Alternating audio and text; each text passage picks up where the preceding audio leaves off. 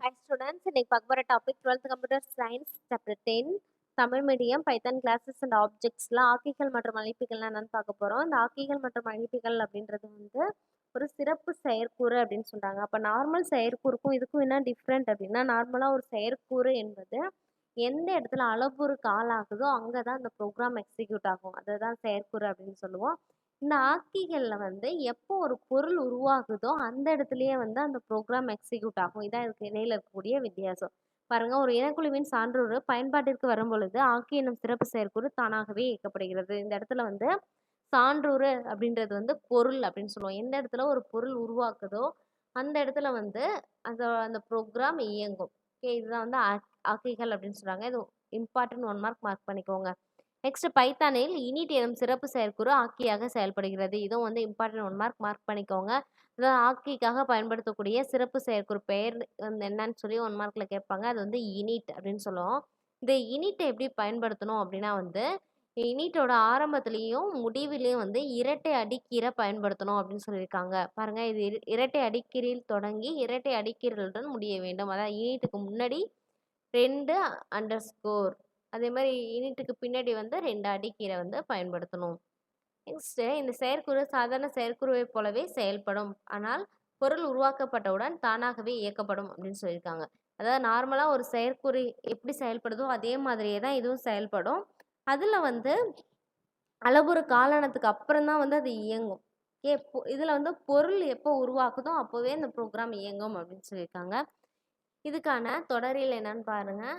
Init so இரட்டை அடிக்கிறதுல ஆரம்பித்து இரட்டை அடிக்கிறதுல முடிஞ்சிருக்கு, நடுவில் வந்து இனிட்னு மென்ஷன் பண்ணும். ஓகே, இதுதான் வந்து ஆக்கி அப்படின்னு சொல்லுவோம். அப்போ டிஇஎஃப் அப்படிங்கிறது செயற்கூறோட சிறப்பு சொல், இனிட்டுங்கிறது சிறப்பு செயற்கூறு. அது ஆக்கிக்காக பயன்படுத்தக்கூடிய சிறப்பு செயற்கூறு. இதுக்குள்ளே வந்து எத்தனை ஆர்கியூமெண்ட் வேணாலும், ஆர்கியூமெண்ட்னா தமிழில் அளபுருக்கள் அப்படின்னு சொல்லுவோம், எத்தனை அளபுருக்கள் வேணாலும் பயன்படுத்திக்கலாம். செல்ஃபுங்கிறது வந்து தானமைவு அளபுரு அப்படின்னு சொல்லுவோம். டிஃபால்ட்டாக அது இருக்கணும் அப்படின்னு சொல்லி கொடுத்துருக்காங்க. அடுத்து ஸ்டேட்மெண்ட்ஸ் அப்படின்றது வந்து ப்ரோக்ராம்ஸ் லைன்ஸ் தான். ஓகேவா, எக்ஸாம்பிள் பாருங்க. கிளாஸ் சாம்பிள், இல்லை கிளாஸ் அப்படிங்கிறது வந்து சிறப்பு சொல், கிளாஸ்க்காக பயன்படுத்துகிற சிறப்பு சொல். அடுத்தது சாம்பிள் அப்படிங்கிறது வந்து கிளாஸோட நேம், இனக்குழுவின் பெயர் அப்படின்னு சொல்லியிருக்காங்க. ஸோ இந்த ப்ரோக்ராமில் ஆப்ஜெக்ட் உருவாக்குறது என்ன, அந்த ஆப்ஜெக்ட் எப்படி கால் பண்ணுறது, இது எல்லாமே பார்ட் 1 வீடியோவில் சொல்லியிருப்போம் இல்லையா. அதை பார்க்காதவங்க அதை பார்த்துட்டு இதை பார்த்தீங்கன்னா உங்களுக்கு நல்லா புரியும். பாருங்கள், இதில் டெஃப்ங்கிறது செயற்குழுக்காக பயன்படுத்தக்கூடிய சிறப்பு சொல், இனிட்டை வந்து கன்ஸ்ட்ரக்டர் ஆக்கிக்காக பயன்படுத்தக்கூடிய சிறப்பு சொல். இதுக்குள்ள வந்து ஒரு ஆர்கியூமெண்ட், ஒரு அளவுருவாக பயன்படுத்தியிருக்கோம். ஓகேவா, நம்ம அப்படிங்கிற ஒரு அளவுருவை வந்து இதில் யூஸ் பண்ணியிருக்கோம். செல்ஃபுங்கிறது டிஃபால்ட் ஆர்கியூமெண்ட். அடுத்த பிரிண்டில் கன்ஸ்ட்ரக்டர் ஆஃப் கிளாஸ் சாம்பிள், அதாவது இந்த பிரிண்ட் ஃபங்க்ஷனுக்குள்ளே இரட்டை மேற்கோள் குறிக்குள்ளே நம்ம எத்தனை லைன் டைப் பண்ணாலும் அதை ஜஸ்ட் அப்படியே பிரிண்ட் ஆகும். ஓகே பாருங்க, இரட்டை மேற்கோள் குறிக்குள்ள ஆரம்பிச்சு இரட்டை மேற்கோள் குறியோட முடியுது. அப்போ கன்ஸ்ட்ரக்டர் ஆஃப் கிளாஸ் சாம்பிள் அப்படிங்கிறது பிரிண்ட் ஆகும் வெளியீடுல. சரியா, அடுத்தது செல்ஃப் டாட் நம் ஈக்குவல் டு நம்ம வேல்யூவில் என்ன இருக்கோ அது செல்ஃப் டாட் நம்மள ஸ்டோர் ஆகும். Next print the value is நம்மள இருக்க வேல்யூ வந்து பிரிண்ட் ஆகும். இதில் பாருங்க, தீலுக்கு முன்னாடி வந்து இரட்டை மேற்கோள் குறி ஆரம்பிக்குது, கோலனுக்கு அடுத்தது இரட்டை மேற்கோள் குறி முடியுது. அப்போ இதுவரை இது பிரிண்ட் ஆகும். அடுத்தது கமா கொடுத்து கமாவுக்கு அப்புறம் இருக்கிறது வேரியபிள் நேம். அப்போ வேரியபிள் நேமில் என்ன வேல்யூ இருக்கோ அது பிரிண்ட் ஆகும். பாருங்க, இப்போ S equal to sample of 10, இங்கே தான் ஆப்ஜெக்ட் வந்து உருவாகுது. ஓகேங்களா, இந்த ஆப்ஜெக்ட் உருவாகிறது எப்படி உருவாக்கணும் அப்படின்னா வந்து கிளாஸோட பெயரோ அதுக்கு முன்னாடி ஒரு பெயர், அதுக்கு ரிலேட்டடாக ஒரு பெயர் கொடுக்கறது தான் ஆப்ஜெக்ட் பெயர் அப்படின்னு சொல்லுவாங்க. அதாவது பொருளோட பெயர்னு சொல்லி பார்த்துருக்கோம். இப்போ சாம்பிள்ன்றது கிளாஸோட பெயர் இல்லையா. அப்போ இதுக்கு முன்னாடி எஸ் இருக்குது, அப்போ இந்த இடத்துல எஸ் அப்படிங்கிறது தான் வந்து ஆப்ஜெக்ட் நேம் அப்படின்னு சொல்லுவோம். ஓகே, இங்கேயே வந்து பாருங்கள் அளபுரு கொடுத்துருக்காங்க, 10ன்ற ஒரு எண் கொடுத்துருக்காங்க. இந்த 10ன்ற எண் தான் இந்த நம்மள ஸ்டோர் ஆகும். நம்மள ஸ்டோர் ஆனோடனே என்ன ஆகுது அப்படின்னா வந்து இந்த வேல்யூ இஸ் நம்மங்க இந்த வேல்யூ இஸ் 4 10 அப்படிங்கிற வெளியீடு கிடைக்கும். பாருங்க, மேலே உள்ள இனக்குழு சாம்பிள் நம் எனும் ஒரே ஒரு அளவுருடன் கூடிய ஆக்கியை கொண்டுள்ளது. ஓகேவா, இனக்குழு வந்து சாம்பிள், அந்த இனக்குழுவின் பெயர் வந்து சாம்பிள், நம்மன்றது ஒரு அளவுரு. ஆக்கி இயக்கப்படும் போது முதல் பிரிண்ட் கூற்று கன்ஸ்ட்ரக்டர் ஆஃப் கிளாஸ் சாம்பிள் என்பதை அச்சிடும். ஓகே, ஃபர்ஸ்ட் என்ன வந்து அச்சிடும் அப்படின்னா வந்து கன்ஸ்ட்ரக்டர் ஆஃப் கிளாஸ் சாம்பிள், அது இரட்டை மேற்கோள் குறிக்குள்ள ஆரம்பிச்சு இரட்டை மேற்கோள் குறிக்குள்ள முடியுது இல்லையா, அதனால அந்த லைன் பிரிண்ட் ஆகும். பிறகு ஆக்கிக்கு அனுப்பப்படும் மதிப்பு செல்ஃப் டாட் நம்மில் இருத்தப்படுகிறது. நம்மோட மதிப்பு வந்து செல்ஃப் டாட் நம்மள வந்து ஸ்டோர் ஆகுது. அடுத்து இறுதியாக கொடுக்கப்பட்ட சரத்துடன் அனுப்பப்பட்ட மதிப்பையும் அச்சடிக்கிறது. எஸ் என்ற பொருள் 10 என்ற மெய்யான அளவுருடன் உருவாக்கப்படும் போது மேலே உள்ள ஆக்கி தானாகவே இயக்கப்படும். ஸோ இது எல்லாமே இயங்கின உடனே அதுக்கான வெளியீடு என்ன கிடைக்குது பாருங்க. Constructor of class sample. அடுத்த லைன்ல த வேல்யூ இஸ் 10 அப்படிங்கிற வெளியீடு வந்து கிடைக்கும். நெக்ஸ்ட் அடுத்த எக்ஸாம்பிள் பாருங்க. இதே கன்ஸ்ட்ரக்டர் ஆக்கிக்கான அடுத்த எக்ஸாம்பிள் கொடுத்துருக்காங்க. இதில் வந்து ஒரு 3 ஆப்ஜெக்ட் எப்படி கிரியேட் பண்ணுறதுன்னு சொல்லி கொடுத்துருக்காங்க. ஸோ ஃபஸ்ட்டு பார்த்த ப்ரோக்ராமில் ஒரு ஆப்ஜெக்ட் தான் கிரியேட் பண்ணியிருந்தோம். அதாவது ஒரு பொருள் மட்டும்தான் உருவாக்கியிருந்தோம். எஸ்ஸுங்கிற ஒரு பொருள் உருவாக்கியிருந்தோம். இந்த எக்ஸாம்பிள் ப்ரோக்ராமில் 3 ஆப்ஜெக்ட் எப்படி கிரியேட் பண்ணுறது, அதை எப்படி கால் பண்ணுறதுன்னு சொல்லி தான் கொடுத்துருக்காங்க பாருங்கள். ஸோ எந்த ஒரு ப்ரோக்ராமாக இருந்தால் கிளாஸ் அப்படின்னா வந்து அந்த ஆப்ஜெக்டில் இருந்து தான் எக்ஸிக்யூட் ஆகும் இல்லையா? அப்போ ஆப்ஜெக்டில் வந்து S1 = சாம்பிள் ஆஃப் 15 இருக்குது. இப்போ இந்த 15 அப்படிங்கிறது வந்து இந்த வேரில் ஸ்டோர் ஆகும். ஓகேவா? அடுத்தது என்ன ஆகுது பாருங்க. சாம்பிள் டாட் நம் ப்ளஸ் ஈக்குவல் டு 1ன்னு கொடுத்துருக்காங்க. ஸோ இதில் சாம்பிள் டாட் நம் ஏன் கொடுத்துருக்காங்க அப்படின்னா வந்து கிளாஸோட வேரியபிள், கிளாஸோட மாறி தான் வந்து நம் இல்லையா? கிளாஸோட மாறியை வந்து செயற்கூறில் பயன்படுத்தணும்னா அந்த இடத்துல டாட் ஆப்ரேட்டர் யூஸ் பண்ணணும் அப்படிங்கிறது ரூல். சரியா? அதனால தான் சாம்பிள் டாட் நம் ப்ளஸ் ஈக்குவல் டு 1ன்னு கொடுத்துருக்காங்க. அப்படின்னா இதோட மீனிங் என்ன? சாம்பிள் டாட் நம் ஈக்குவல் டு சாம்பிள் டாட் நம் ப்ளஸ் 1ன்றது மீனிங் இல்லையா? இப்போ நம்மளோட வேல்யூ வந்து 0ன்னு இருக்கு. அப்போ 0 + 1 வந்து 1. 1ங்கிறது இப்போ நம்மள ஸ்டோர் ஆகும். ஓகேவா? அடுத்து self dot var equal to var. வேரில் இருக்க மதிப்பு வந்து செல்ஃப் டாட் வேரில் வந்து இருத்தும். ஓகே, அப்போ வேரில் இருக்கக்கூடிய மதிப்பு வந்து 15. சரியா? அப்போ பிரிண்ட்டில் பாருங்கள். இந்த ஆப்ஜெக்ட் வேல்யூ இஸ் வேர். அப்போ த ஆப்ஜெக்ட் வேல்யூ இஸ் அப்படிங்கிறது இரட்டை மேற்கோள் குறியில் இருக்கிறதால அது அப்படியே பிரிண்ட் ஆகும். வேர்ன்ற அந்த வேரியபிள் மாறியில் இருக்கக்கூடிய மதிப்பு இதில் பிரிண்ட் ஆகும். இப்போ வேரில் என்ன இருக்குன்னா 15 இருக்கும். அதனால் 15ன்ற அவுட்புட் கிடைக்கும். அடுத்தது பாருங்கள். இந்த count of object created equal to sample dot num. Sample dot நம்மில் இருக்கக்கூடிய வேல்யூ இதில் பிரிண்ட் ஆகும். சாம்பிள் டாட் நம்மில் இருக்கக்கூடிய வேல்யூ வந்து 1 இல்லையா? அதனால் 1ன்ற வெளியீடு கிடைக்கும். ஓகேவா? அப்போ இது கம்ப்ளீட் ஆயிடுச்சு. அடுத்தது என்ன பண்ணோம் அப்படின்னா அடுத்த ஆப்ஜெக்டை கால் பண்ணோம். ஸோ அப்போ வேரில் வந்து என்ன வேல்யூவாக மாறும்னா 35ங்கிற வேல்யூ இருக்கும். அப்போ அவுட்புட் என்ன கிடைக்கும்? இந்த ஆப்ஜெக்ட் வேல்யூ இஸ் 35 அப்படிங்கிற வெளியீடு கிடைக்கும். அடுத்த லைனில் வந்து சாம்பிள் டாட் நம்ம.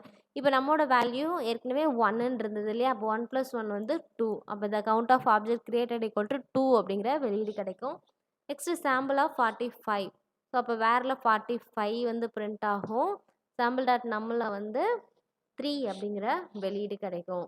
ஓகேவா? பாருங்க, இதான் இதோட வெளியீடு. இதை ரன் பண்ணி பார்க்கலாம். ஸோ இந்த இன்டென்டேஷன் இதெல்லாம் ரொம்ப முக்கியம். அதான் ஸ்பேஸ், இந்த கோலன் இருக்குன்னா அடுத்ததில் அந்த ஸ்பேஸ் எல்லாம் வந்து கரெக்டாக இருக்கணும். ஸ்பேஸ் தப்பாக கொடுத்தீங்க அப்படின்னா கண்டிப்பாக எரர் காமிக்கும். ஓகேவா? அது மாதிரி எந்த சேஞ்சஸ் செஞ்சாலும் சேவ் பண்ணிவிட்டு ரன் பண்ணணும்.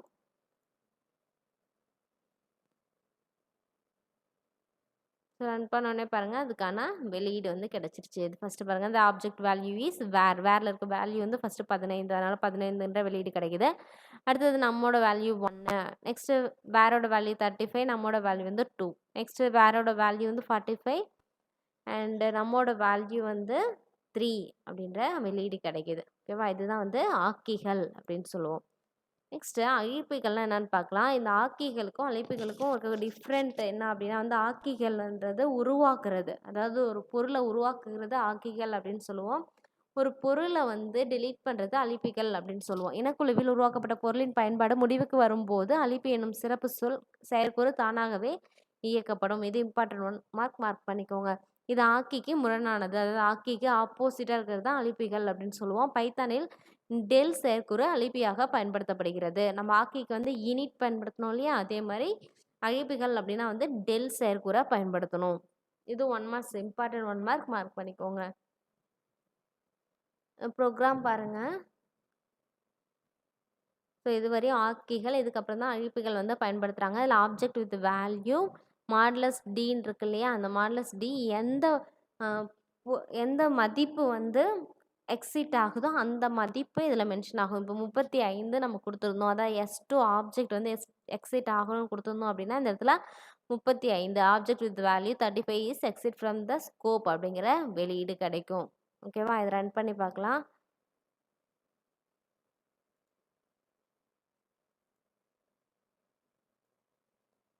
பாருங்க, இதில் டெல் S3ன்னு கொடுத்துருக்கோம். அப்போ S3ல இருக்க மதிப்பு வந்து 45 இல்லையா? ரன் பண்ணி பார்க்கலாம்.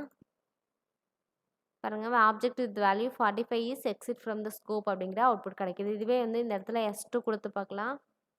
S2 கொடுத்து இப்போ ரன் பண்ணுறேன். எந்த சேஞ்சஸ் செஞ்சாலும் சேவ் பண்ணணும் பைத்தானில். சேவ்ஸ் பண்ணாமல் ரன் பண்ணீங்க அப்படின்னா எரர் காமிக்கும். பாருங்கள் இங்கே object with value 35 is exit from the scope. So 35ங்கிறது இந்த ப்ரோக்ராமில் எக்ஸிட் ஆகிடுச்சு அப்படின்றது மீனிங். இதுதான் வந்து டெஸ்ட்ரக்டர் அப்படின்னு சொல்லுவோம். அடுத்தது பப்ளிக் மற்றும் ப்ரைவேட் தரவு உறுப்புகள். ஓகேவா, இந்த பப்ளிக் ப்ரைவேட்டை வந்து ஸ்பெசிஃபையர் அப்படின்னு சொல்லுவோம். அதாவது தரவு உறுப்புகளை எப்படி நம்ம பயன்படுத்தணும் ஒரு கிளாஸுக்குள்ளே இல்லை வெளியில். ஓகேவா, இதை மென்ஷன் பண்ணுறதுக்காக தான் இந்த பப்ளிக் மற்றும் ப்ரைவேட் அப்படின்றத ஆக்சஸ் ஸ்பெசிஃபையரை யூஸ் பண்ணும். ஓகேவா, இனக்குழுவின் உள்ளே வரையறுக்கப்படும் மாறி கொடாநிலையாக பப்ளிக் மாறியாகும். இதே இம்பார்ட்டன்ட் 1 மார்க் மார்க் பண்ணிக்கோங்க.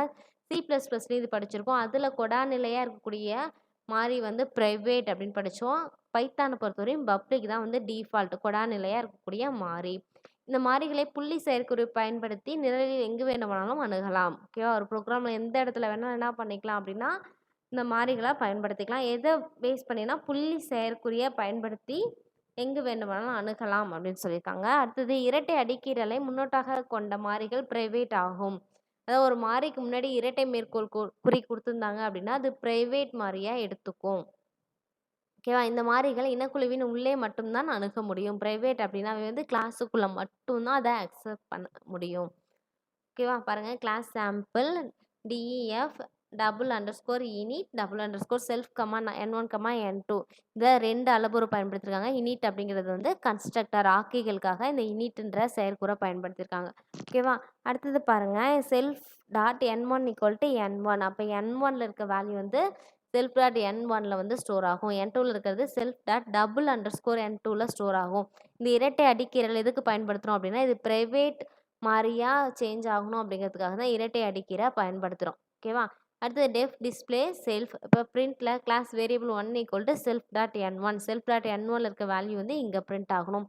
செல்ஃப் டாட் _n2ல் இருக்க வேல்யூ வந்து இங்கே பிரிண்ட் ஆகணும் அப்படின்னு சொல்லி 2 பிரிண்ட் செயற்கூறை பயன்படுத்தியிருக்கோம். ஓகேவா, S = sample of 12, 14. இந்த இடத்துல தான் ப்ரோக்ராம் எக்ஸிக்யூட் ஆகும். இதான் ஒரு ஆப்ஜெக்ட் இல்லையா, சாம்பிளுக்கு எஸ்ங்கிற ஒரு ஆப்ஜெக்ட் கிரியேட் பண்ணியிருக்காங்க. அதில் 2 அளவுரு கொடுத்துருக்காங்க. இந்த அளவுரு தான் இங்கே எக்ஸிக்யூட் ஆகும். அப்போ n1ல் வந்து 12, n2ல் வந்து 14 அப்படின்ற மதிப்பு வந்து கால் ஆகும். ஓகே, இப்போ இங்கே n1 வந்து 12, n2 வந்து 14. அப்போ அவுட்புட் என்ன கிடைக்கும் அப்படின்னா கிளாஸ் வேரியபிள் 1ல் 12, கிளாஸ் வேரியபிள் 2ல் வந்து 14ன்ற அவுட்புட் கிடைக்கும்.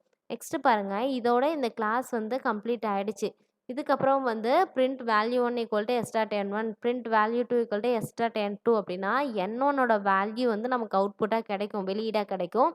n2க்கான மதிப்பு வந்து வெளியீடாக கிடைக்காது. ஏன் அப்படின்னா வந்து இதில் இரட்டை அடுக்கீரல் பயன்படுத்திருக்கோம். இரட்டை அடுக்கீரல் அப்படின்னா வந்து அது ப்ரைவேட் இல்லையா, ப்ரைவேட் அப்படிங்கிறது அந்த கிளாஸ்க்குள்ளே மட்டும்தான் அக்சஸ் பண்ண முடியும். அதாவது கிளாஸ்க்குள்ளே மட்டும்தான் அணுக முடியும். ஓகேவா, கிளாஸ்க்கு வெளியில் அணுக முடியாது. ஸோ இங்கே வந்து கிளாஸ்க்கு வெளியில் இதை மென்ஷன் பண்ணியிருக்காங்க. இப்படி கொடுக்குறதால என்ன ஆகும்னா அந்த இடத்துல எரர் காமிக்கும். பாருங்கள், class variable 1 12, class variable 2 14. So இந்த இடத்துலையும் நம்ம பயன்படுத்திருக்கோம் _n2. ஆனால் இங்கே வந்து 14 அப்படிங்கிற வெளியீடு கிடைக்குது. ஏன் அப்படின்னா இது கிளாஸுக்குள்ளே இருக்குது. கிளாஸ்க்குள்ளே இருந்தது அப்படின்னா அதை அக்செப்ட் பண்ணிக்கும். கிளாஸ்க்கு வெளியில் இருந்தால் தான் அக்செப்ட் பண்ணிக்காது. ஓகேவா, ஸோ அதனால் என்ன ஆகுதுன்னா உங்களுக்கு எரர் காமிக்கும். என்ன எரர் பாருங்கள், attribute error sample object has no attribute _n2. n2ங்கிற ஒரு ஆட்ரிபியூட்டே இதில் இல்லை அப்படின்னு சொல்லி எரர் காமிக்கும். ஓகேவா, இதோட கிளாஸ் ஓவர். இதில் ஏதாவது டவுட் இருந்ததுன்னா கமெண்ட் பண்ணுங்கள். தேங்க்யூ.